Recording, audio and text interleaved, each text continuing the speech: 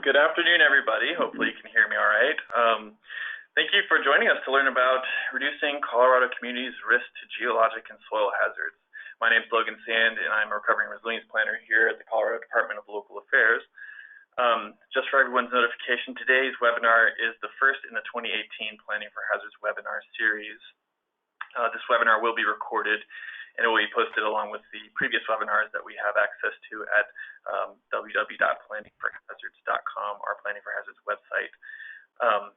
After today's presentation, everyone will receive a follow-up email with a link to the webinar in the Planning for Hazards website, as well as a PDF of the slides and information for the AICP CM event, which you can see towards the bottom of your screen. So today I'm joined by Jill Carlson. She's a senior engineering geologist from the Colorado Geological Survey, as well as Peter Wysocki, who is the Planning and Community Development Director for the City of Colorado Springs. We're going to dig into some of the hazards and land use planning tools and strategies as part of the Planning for Hazards Land Use Solutions Guide and website. Jill's going to discuss the land use review program and some of the tools that planners and local governments have available to them from the Colorado Geological Survey. And then Peter will talk to us about the Geological Hazards Ordinance in the City of Colorado Springs. We'll end with a little bit of question and answer time. So if you have any questions while the presentation is going on, please write them down in the box that you should have access to for questions, and we'll get to them at the end of the presentation. So I generally like to start these webinars with some of the big picture. Why are we here? Why are we talking about this issue? In case anyone hasn't been paying attention, we have some major growth taking place in our state. By 2050, Colorado is going to have a population of about 8.6 million people. In 2017 alone, the state gained about 78,000 people, putting us over that 5.6 million person threshold, or mark, if you want. So with the addition of another 3 million people to the state, we really need to ask some tough questions and think long-term about how we want to grow and shape our communities. Colorado is also a land of extremes. This isn't news to anybody. We've always had hazards and natural events here in the state. But they are increasing in frequency and severity. Annually we have about 4,200 wildfires on average, but that number is increasing. We're second to Florida in the number of ground lightning strikes, and we also have some really costly events that happen almost annually. Just last year we had a hailstorm that cost the state over $1.4 billion in insured losses, which is the most expensive in history. But hazards are also interconnected with the presence of drought. That leads to a higher incident of potential flood characteristics and flood risk, which also is connected to debris loading and debris flows. Colorado is experiencing a change in climate conditions, so we really need to plan for an across-the-board 2 to 6 degree Fahrenheit increase by 2050. And really, climate change is a force multiplier when we think about it from a hazards perspective and a lens of resilience. Warmer climate is going to mean longer periods of drought, longer wildfire seasons, the list kind of goes on. So we should expect that some of the places that we know in Colorado are going to look a lot different in the future than they do now. But every Colorado community actually does face vulnerabilities, not just to the acute shocks like natural hazards, but also to some of those underlying stressors.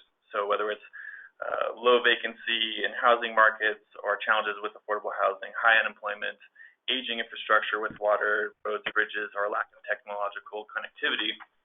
These are all sort of these underlying factors that have the ability to exacerbate and really amplify and intensify some of the effects if there is a natural hazard or disaster event.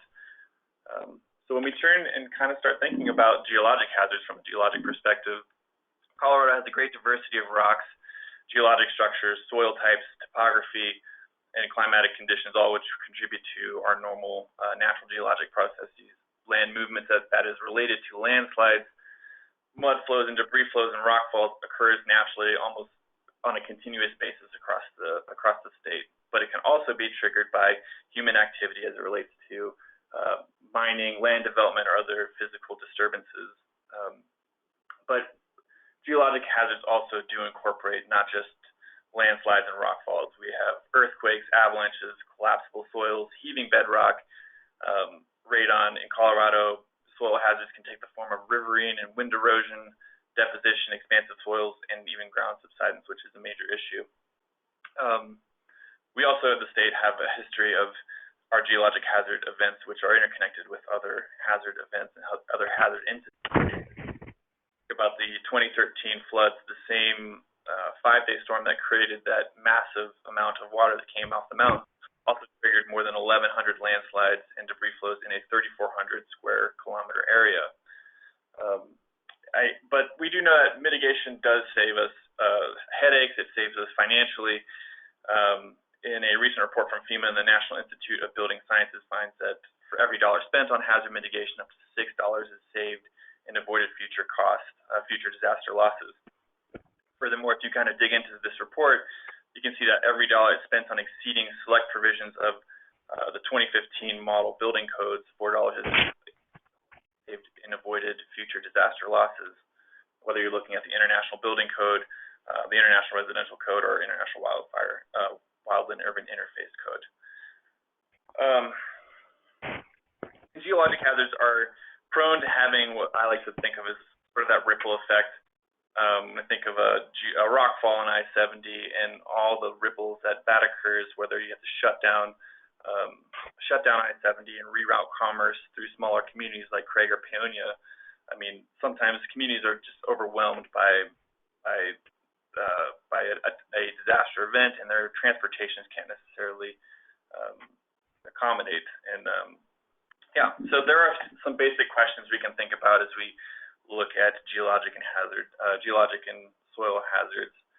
If you're just getting started on addressing your community's geologic or soil hazard risks, you can think about, what are your hazards? That's a simple one. The Colorado Geological Survey can help you identify what your hazards are. They have some tools, and Jill will kind of get into that a little bit later. But some of those other probing questions are like, what are your community assets and your vulnerable populations in relation to or proximity to geologic and soil hazards? What kind of capabilities does your community have to mitigate risk to hazards and reduce your vulnerability? I think a great starting place for any local government and planner, obviously, would be to look at the information, the analysis that's in your local or county hazard mitigation plan. There's a lot of valuable information in there as it relates to not just geologic hazards, but all sorts of things that interconnect, so you get a really good holistic understanding of what types of hazards are in your community. So turning to some of the implications for Colorado, I mean, I already touched on the growth trends, and we need to think about some of our, be more intelligent and cognizant and conscious of how we plan for land use. And I like to often encourage thinking about things in a planning for hazards approach. Obviously, avoidance is the most effective way to protect development, but it's not always politically feasible. We know it's not always the first choice for a community because it doesn't fit for different circumstances. But we can prevent. Prevention is another option. Communities can discourage and restrict development in vulnerable areas that might be prone to landslides or rock slides or anything with a slope.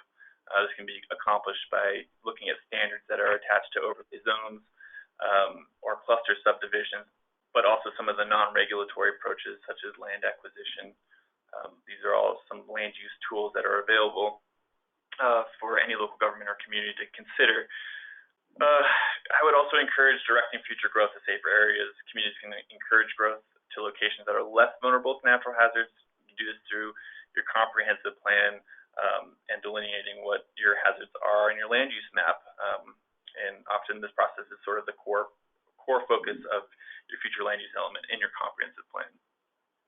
And also protecting existing development by looking at options like requiring non-conforming properties to be brought into compliance with updated standards and looking at your building code itself. So there are some land use mitigation strategies to consider here. So moving into the Planning for Hazards guide, this was created and released and published in March of 2016. The guide was really designed to help inform local governments' long-term recovery efforts and to help communities plan to be proactive with risk reduction. The guide focuses on how to identify risk to a number of Colorado's hazards and select and implement the right land use tools and strategies to make your community safer and resilient. Just a real quick breakdown of the content. The planning framework is really looking at, how do you start decoding what your planning processes are and what are the options at hand. Your hazard identification and risk assessment, how do you analyze your risks? What are the tools to do that? Of course, is already available. But the real crux of this Planning for Hazards guide are the tools that are available and some of the model code and information that's in there. So I strongly encourage you to check it out. Just as a snapshot, we have 27 land use planning tools and strategies that reduce risk that fall into 6 categories. This is just a snapshot. Any one of these categories of tools can address a number of different hazards, but in general, we have addressing hazards in plans and policies, looking at how you strengthen incentives for your community, protecting sensitive areas, improving site development standards, improving your buildings and infrastructure, and your enhancing of administration. So again, planningforhazards.com is the website. I strongly encourage folks to check it out if you're considering looking at options to reduce your risk. There's model code and commentary that's available. There are other webinars on different hazard topics that we have available. We have different projects that are underway. We're institutionalizing the planning process right now with a couple pilot communities that you can read about. There's some information on there too. So again, I just encourage people to check it out. And just for a quick context, and if you were to select landslide, mud and debris flows, and rock falls as an option or a hazard you're interested in, as it pertains obviously to this website and this webinar, you would also then see the description of the landslide and, more importantly, the applicable planning tools and strategies that are available.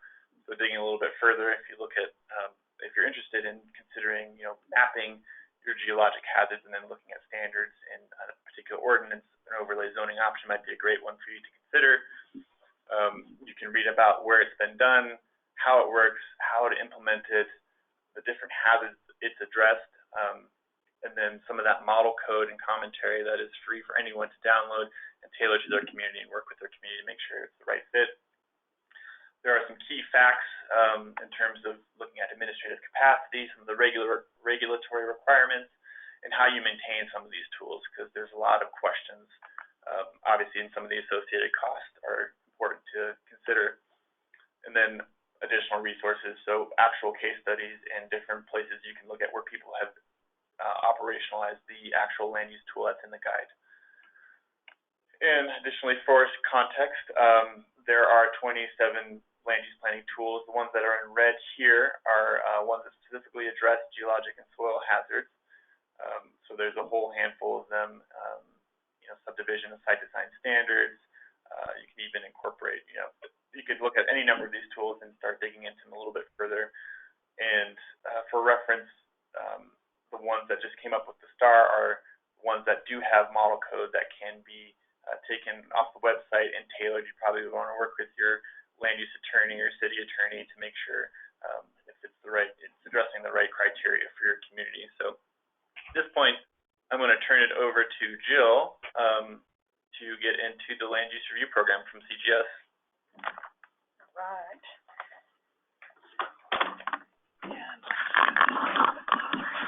Thank you, Logan. So more often than you might think, once or twice a month on average, CGS and probably at least a few of the planners on this webinar receive phone calls or emails from homeowners complaining that my sump pump runs all the time, or a hole is opening up in my yard or in the street in front of my house, or I have big scary cracks in my walls. Usually it turns out that houses were built in a filled-in drainage, or a collapsible soils problem wasn't identified, or something else went wrong that could have been easily and more efficiently addressed during the planning process. But now the houses are built, and it's going to be difficult and probably expensive to do mitigation and repairs. I'll talk about the hazards we have here in Colorado. I'll show you some maps, because we make a lot of maps at the CGS. I'll talk about our land use review program and how we can help you and your citizens minimize headaches and expense related to geologic hazards and misbehaving soils and other stuff going on underground that people don't really think about. And I'll talk about some ways you can incorporate CGS review and DOLA's planning for hazards tools into your planning process. Colorado has geologic hazards related to slopes, water, human activities, and deep earth processes like earthquakes. I'll show some examples of these hazards. Others are just mentioned here. Avalanches, for example, are a relatively localized problem. Some hazards, such as earthquakes, are like bad weather or wind and can't be avoided, but we can design buildings and infrastructure to withstand earthquake shaking, especially schools and hospitals. The only geologic hazard we don't have to worry about here in Colorado is tsunamis. These are some of Colorado's less dramatic geologic hazards and geotechnical constraints. Expansive soils and bedrock are a big problem. Steeply dipping bedrock is a special case of expansive bedrock along the Front Range in Jefferson, Douglas, and El Paso counties. Differentially expansive clay layers can be present within the footprint of a single building and can cause significant damage when the more clayey layers get wet and swell. One of the tools in the hazard planning toolbox, overlay districts, has been effective at reducing losses from this hazard in Douglas and Jefferson counties. Two of many instances where homes, roads, and utilities have been damaged by landslides. As this map shows, landslides have been mapped in many areas where there are slopes, but slopes don't have to be very steep to be unstable. We've seen significant landslide damage in relatively low-angle areas in Colorado Springs, for example. Colorado Springs has implemented a more extensive review process to help solve their landslide problem, which Peter is going to discuss in a few minutes. Colorado Springs has also adopted the map on the right, CGS's Colorado Springs Landslide Susceptibility Map, which is significant because home sellers are required to disclose geologic hazards impacting their property only if those hazards are shown on an officially adopted map. This will be a topic in a future DOLA webinar, right, Logan? Oh, yeah. Photos of a rockfall event that occurred in Glenwood Springs in 2004. Ouch. Rockfall hazards are very site-specific, and if avoidance is not possible, mitigation is usually expensive to install and maintain. Most of the rockfall events that we know about happen along roads, but many homes and even a few schools in Colorado have been built in areas exposed to rockfall hazards. This map of statewide undermined areas is not very impressive, but if you look carefully at the Boulder Weld coalfield north of Denver and parts of Colorado Springs, both areas that are currently experiencing heavy development pressure, you see that subsidence is a potential concern. In undermined areas, it's a good idea to require a site-specific subsidence hazard investigation early in the planning process, like a sketch plan or even rezoning, so we can identify and avoid the high hazard areas. Shout out to Erie, Dacono, and Frederick for getting that part right. Subsidence damage over undermined areas can be subtle and is sometimes difficult to distinguish from damage due to expansive and collapsible soils. Mine shafts, if they've not been stabilized and capped, represent a severe hazard, as you can see in these photos of not at all subtle damage. Erosion damage to a road on the left and a debris flow that occurred during the flooding in Larimer and Boulder counties in September 2013. More flood damage. Setbacks, one of the tools in the hazards planning toolbox, could have been helpful here.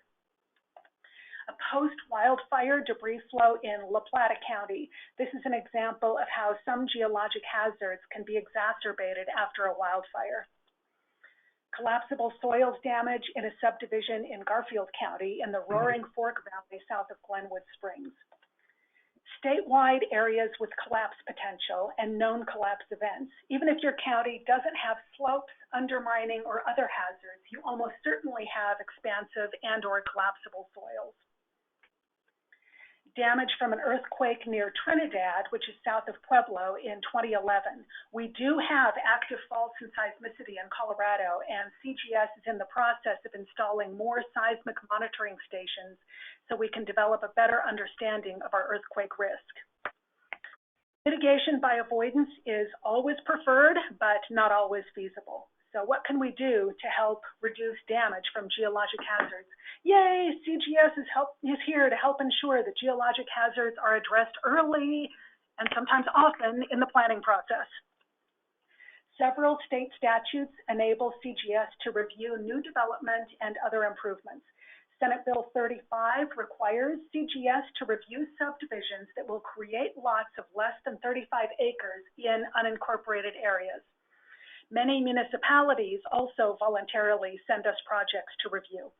House Bill 1041 requires geologic hazards to be evaluated as a matter of state interest for public facilities and infrastructure projects. House Bill 1045 requires us to review new and rebuilt school sites and additions to ensure that schools aren't built in areas exposed to geologic hazards and that geotechnical constraints are addressed. So we at the CGS have many great tools that help us evaluate potential hazards and constraints. GIS, LIDAR, Google Earth imagery, geologic maps by the CGS and USGS, county hazard maps that date back to implementation of the subdivision statutes in the 1970s, FEMA flood hazard maps, the national map site for topography in areas where we don't have LIDAR, just to name a few. If necessary, we make a site visit. Hopefully there's a geologic hazard and or a geotechnical report, but sometimes we have to resort to NRCS soil survey data. We review submitted construction drawings for consistency with any geotechnical recommendations. This applies mostly to school sites. And then we provide comments via letter or online portal, depending on what system the referring planning department uses and prefers. We comment on the feasibility of the proposed development and density, identify hazard areas, preferably referencing specific lots. In high hazard areas, we recommend mitigation by avoidance or at least setbacks. We recommend any additional investigation and analysis that we think is needed to characterize potential development constraints and suggest possible hazard mitigation strategies if appropriate, but not specific design recommendations. So how can the land use review program fit into your planning process? Most county and municipal planning departments already have a workflow in place to collect comments from outside referral agencies. So all you have to do is add CGS as a referral agency. Our email address is up on the screen. It's cgs_lur@mines.edu for referrals. We typically invoice the applicant or the developer for our review fee. In some cases, we have a couple of municipalities who prefer to pay us directly. State statute requires us to respond within 21 days, so a pretty quick turnaround. We can sometimes accommodate an even shorter turnaround if required and feasible. So recognizing that it's always more cost-effective to be proactive, let's talk about how some of the tools mentioned in the Planning for Hazards toolbox have been successfully implemented.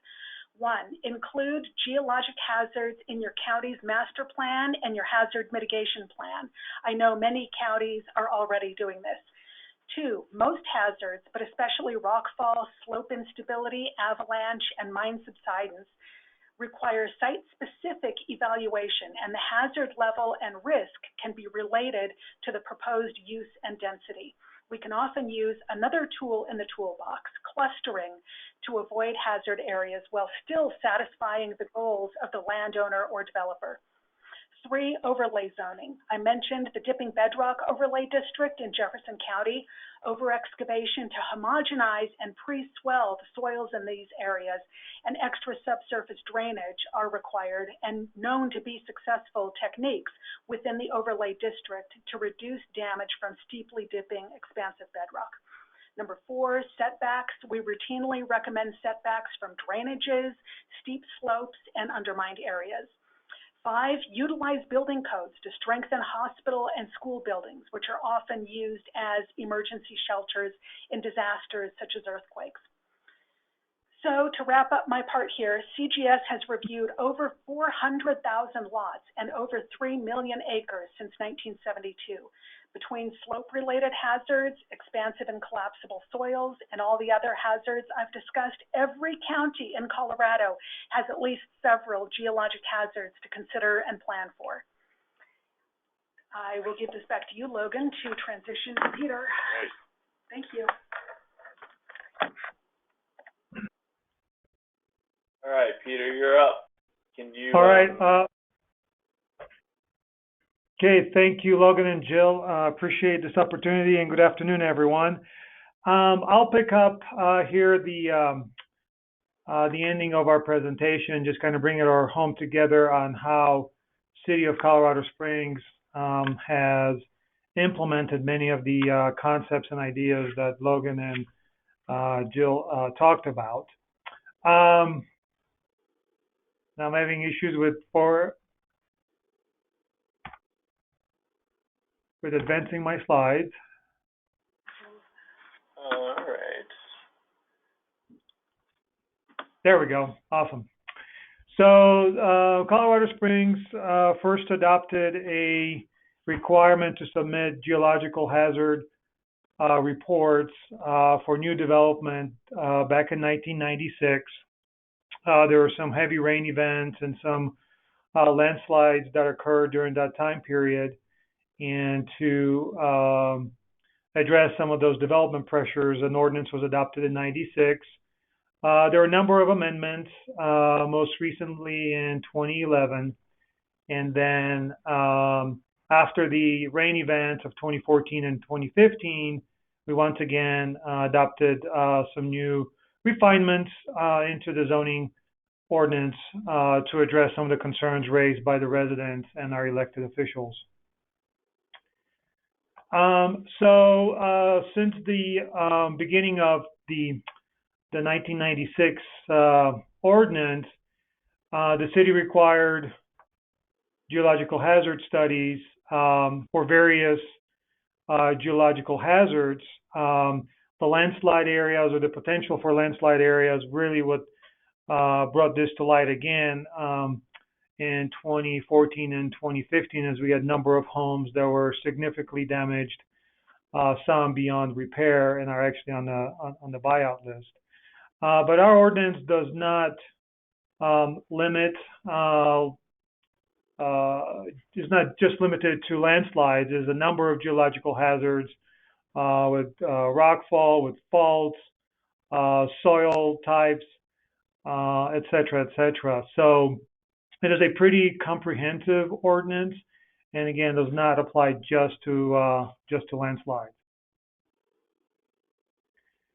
It is any land use application that includes a master plan amendment or a new master plan, a rezoning, plats, development plans. Any of those applications west of Interstate 25 are required to, or are subject to the ordinance. The concept of having all development subject to this ordinance west of I-25 has been a subject of great debate among city leadership because there's a general perception that it stigmatizes the west side where most of these geological hazards do occur, but it stigmatizes and perhaps is seen as a barrier to infill and redevelopment. For those of you that may not be familiar with Colorado Springs, west side of the city is primarily all developed. There are a few vacant lots, but it's a development that generally has occurred, in the 70s and the 80s and the 90s. So the city has made great efforts to be supportive of infill and redevelopment, and having this blanket requirement for these geological hazard reports has been seen as a negative impact. However, there is recognition that we do need to be safe and acknowledge that there's geological hazards. Also applies to areas east of Interstate 25 if there are known geological hazards that exist on a particular property, and there are a few, but not as frequent as west of Interstate 25.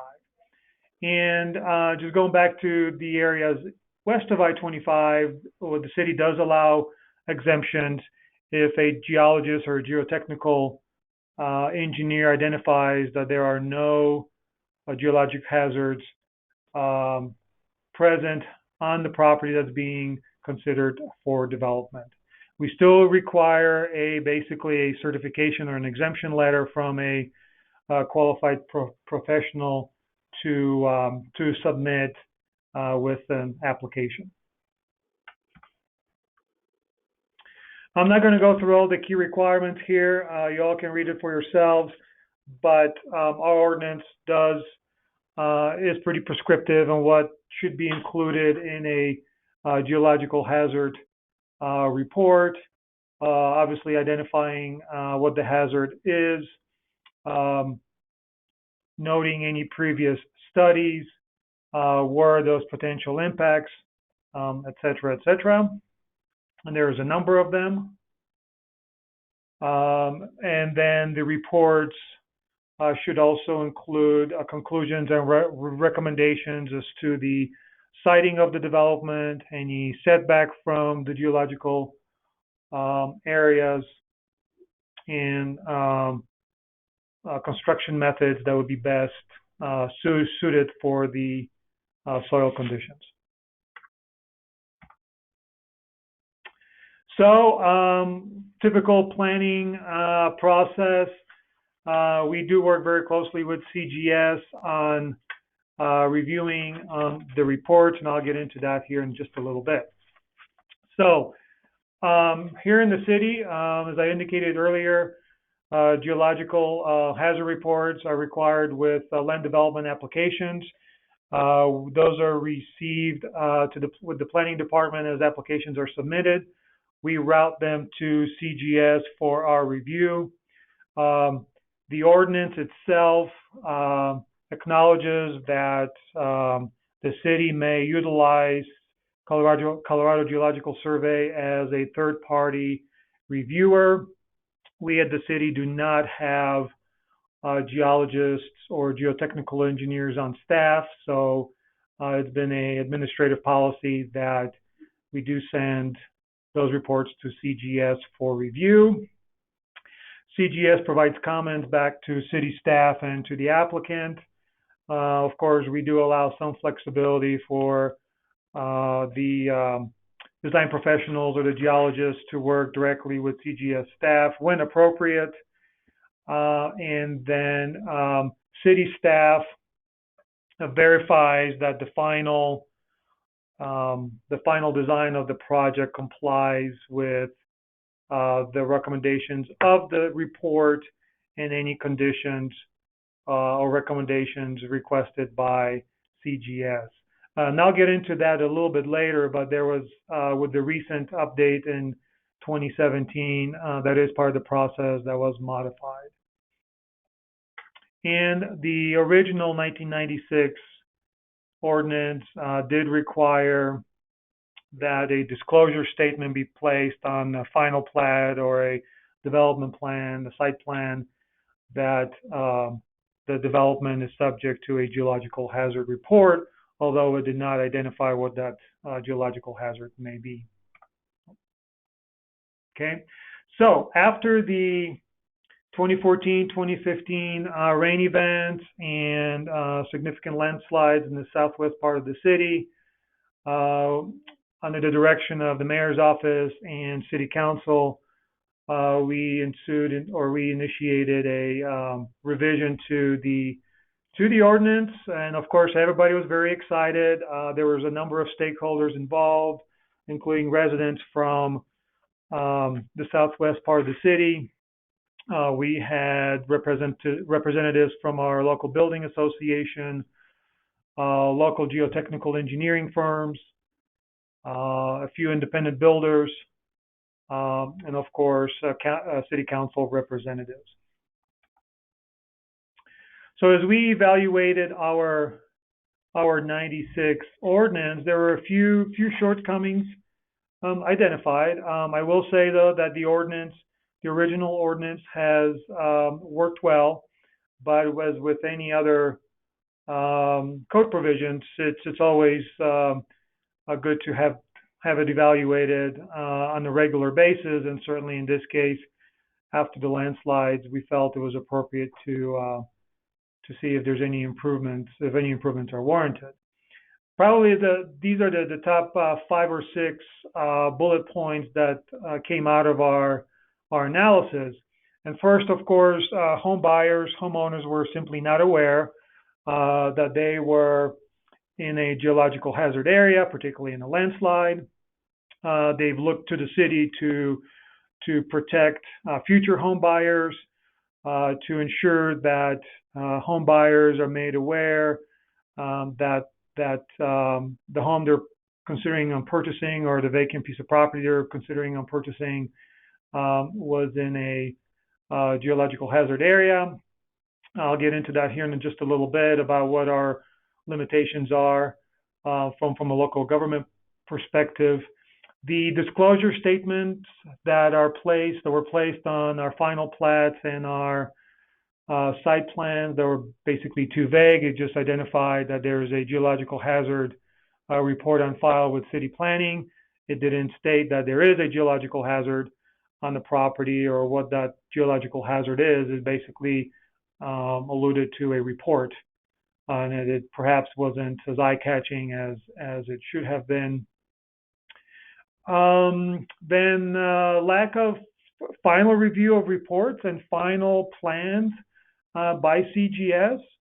When CGS performed the initial review of the geological hazard reports, it was upon the city staff to ensure that those recommendations or any amendments requested by CGS were incorporated into the plans. CGS never had the opportunity to do a final review to see if the project complies with their recommendations. We did spend some time under this bullet kind of discussing what is the level of authority that CGS has over local land use matters. And it was a consensual agreement that CGS is a recommending body, that they do not have local land use authority. However, we did agree that we would provide CGS with the final plans before the city issues a building permit or records a final plat. This is probably the most significant change that occurred with the 2017 amendment, and that is the original ordinance did not require geological hazard reports for single-family residential lots. And this is probably the one area of greatest concerns for some of our city council members.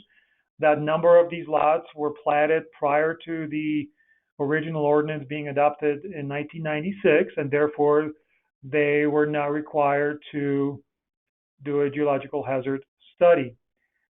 So we ended up actually including that requirement with the 2017 amendment. I'll get into that just a little bit.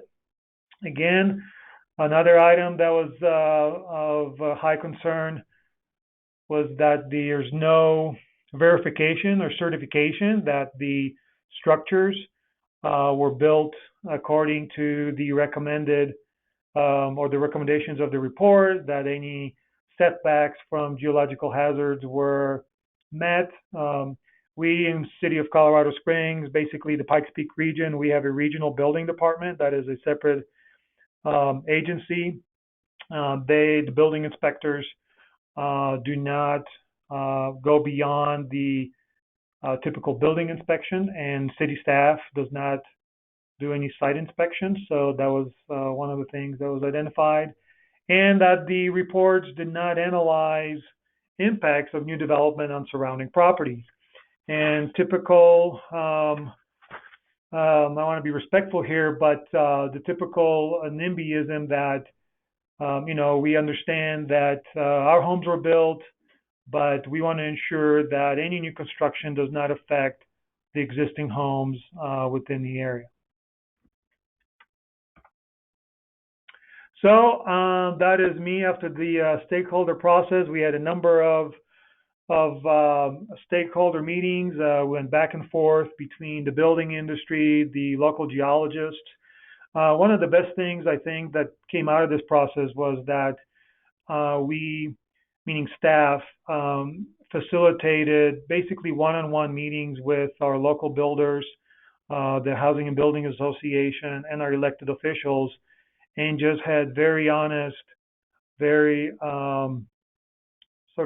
direct meetings outside of the larger stakeholder process, just so the elected officials are made aware of all the other hoops that the home builders need to jump through when they apply for a building permit, about, of course, private property rights issues come up, about just the general process of building. I think those one-on-one meetings were very, very helpful, direct, and without being more in the open with all the other stakeholders, and often accompanied with media. So, key modifications that came out of our 2017 amendment process was that there is now a requirement for submittal of geological hazard reports for single-family residential building permits and duplexes. So if one owns a lot that was platted, let's say 30, 40 years ago, and there is not a geological hazard report prepared as part of the subdivision plat, that they are now required to submit one on a lot-by-lot case, as well as any significant addition to any existing single-family residential structures.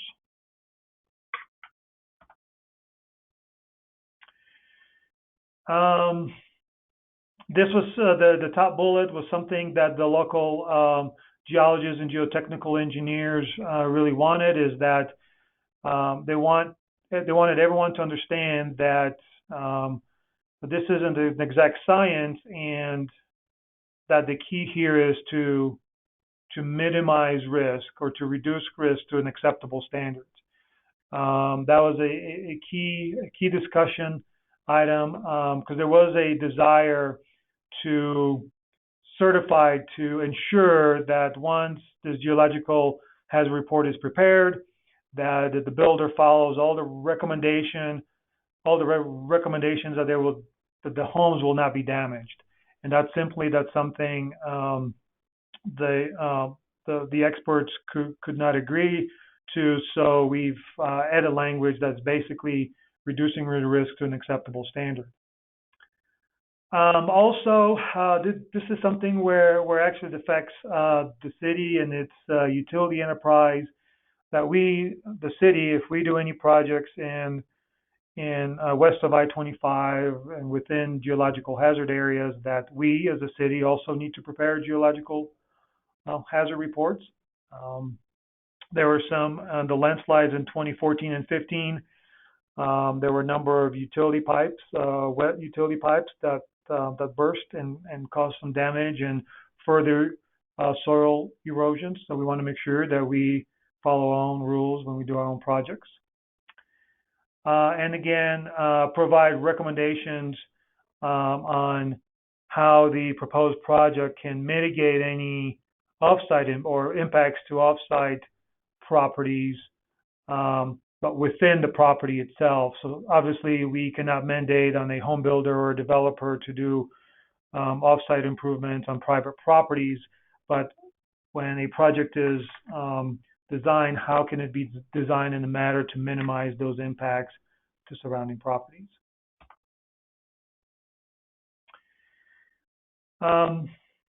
Upon initial review of the geological hazard report and any recommendations by CGS, now we are required to send the final report and final plans back to CGS for re-review to ensure compliance with their recommendations, and CGS has agreed to review those within 14 days.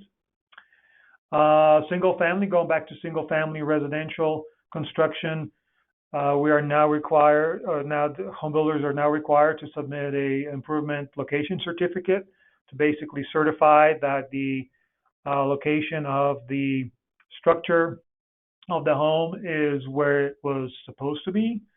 That is submitted to the planning department, and the planning department does not sign off on the CO until that ILC is submitted. And if there's issues, let's say the building was placed too close to a geological hazard or encroaches within any sort of an easement, we of course then would need to have it re-reviewed, potentially issue a variance. But once again, that was one of those items to ensure that the buildings are built where builders say they would be built. And the disclosure statement now specifically identifies what the specific geological hazard is on the property. So the idea here is to be a little bit more blunt about it versus just a general statement that there's a report on file. Other considerations that were not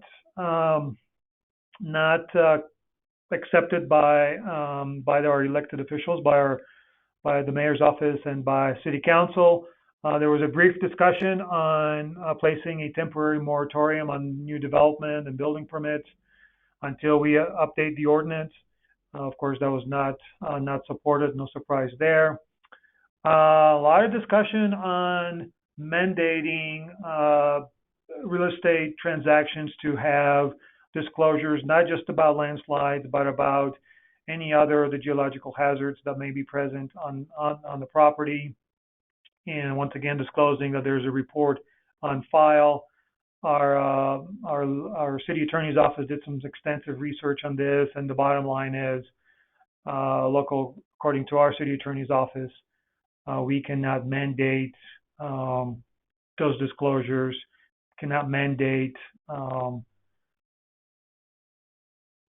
real estate professionals to do that vis-a-vis city code. Some of the other type concepts to basically adopt overlay zones on all of the geological hazards, just so that when realtors are doing due diligence, when home buyers, when property owners are doing due diligence, when they check their zoning of the property, that there's an overlay, some sort of a geological hazard overlay that would be all encompassing of all the geological hazards that may be present. Once again, that was not supported. There was a significant concern of what kind of effect that would have on property values. And once again, it is imprecise mapping. That's why we require site-specific reports. We just don't know where that those geological hazards may stop and begin, from a property line perspective and the zoning line perspective. And one item that was very hotly debated was requiring geological or geotechnical engineers and geologists to certify at the end of construction that the building and the site was built per the building plans and per the geological hazard report. That concept, that idea was very hotly contested by some of our local geological firms, basically about liability insurance, that they are not present there during construction. They cannot certify or ensure that foundation were poured in the right way, that the over-excavation was completed in the right way. But having said that, the regional building department does require a soils report and a geotechnical report with building permits. So there is a third-party verification that that proper engineered soil was brought in, that if there was an over-excavation required for a foundation. So those inspections are conducted, but only limited to the foundation, not to the overall geotechnical or geohazard report that is on file with the city and it applies to a larger context, let's say like a subdivision plan. So with that, it only took us about 12 months to get through it. We've been implementing the new ordinance for about a year. There are some builders that either didn't know about it or feel like this is a very expensive and onerous requirement, particularly when it applies to infill and these individual lots that were platted decades ago. They remain vacant, and that it is just an added expense. However, those complaints really have been far and few in between. However, they've been very loud, but we feel like we've accomplished what certainly the city council and the mayor's office wanted to accomplish, and that is to bring more awareness, to bring more closure, if you would, to the process with CGS re-reviewing the final site plans and plats and the final reports. And quite frankly, the website is predominantly developed, so it doesn't affect that many properties. But once again, infill redevelopment is a high priority. So we're just trying to balance, the city requirements with making infill redevelopment more an easier process. So with that, Logan, I guess we'll open up for questions, and that's a picture of me on Friday afternoon, right before happy hour. That's been a successful week, but anyway. Thanks. Great, thanks, Peter, and thanks, Jill, for sharing your experiences and expertise, of course. So yeah, like you mentioned, Peter, I'm gonna get over to the questions box here. If you didn't have a chance to put any text in or ask any questions, now's your time. We have no questions. And we have no questions at the moment, so I will give folks a few more seconds here to write something if you have any pressing questions that you'd like to ask Peter, Jill, or myself. Oh, looks like we got one right now. So the first question is with regard to the Colorado Springs Geologic Hazard Ordinance. I may have seen a requirement for ILCs with respect to building construction. We have had a discussion in Eagle County with our staff and our surveyor about the validity and accuracy of the ILCs, especially with respect to the low bar of research required to create an ILC. Was there any discussion of the validity of an ILC versus a land survey plat for this purpose? Very good question, and the answer is absolutely. We've had a number of discussions with actually surveying companies that prepare the ILCs, and we all recognize that it is not a legal survey. It is just an illustration of where the building is sited. So it does not represent the legal survey of the property. It is simply an illustrative plan of just to ensure that where the building is situated on the property, and then it is up to city staff to determine whether or not it complies with any geological hazard standards that property may have. Our builders were okay with this since they do ILCs anyway. So we started that with the requirement for an ILC prior to foundation inspection, but the builders felt that since everybody's busy right now because we're in a hot market, that could hold up construction, of the home. So we basically say it's due prior to certificate of occupancy. But yes, we definitely had that. We are not treating it as a legal survey. Great question. That was from Taylor Ryan, I'm guessing in Eagle County.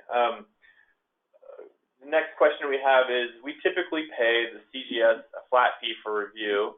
Is there an additional fee for a second review, if a second review is needed, or is that covered by the original fee?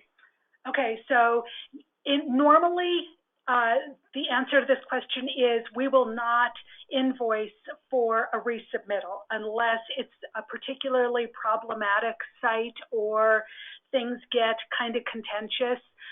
In almost all cases, if a review comes in, a referral comes in prepaid, and we send out our letter and then it comes back as a resubmittal, there will not be a second invoice. But I can't promise you that that will always be the case, but most of the time, unless things get really ugly, there won't be a second invoice. Great question. So if there are any other questions, now's the time. I'll give you just another minute to ask a question if you have one. Otherwise, I want to be respectful of folks' time. Just real quick, you should be able to see our contact information up here. Keeping an eye on if there are any other last questions.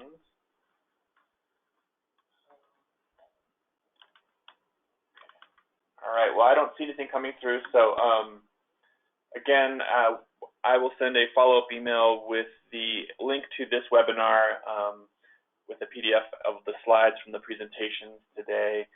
And the AICP-CM event information. I definitely want to say a huge thanks to Peter and Jill for participating and sharing their expertise and experience in this, very hot topic.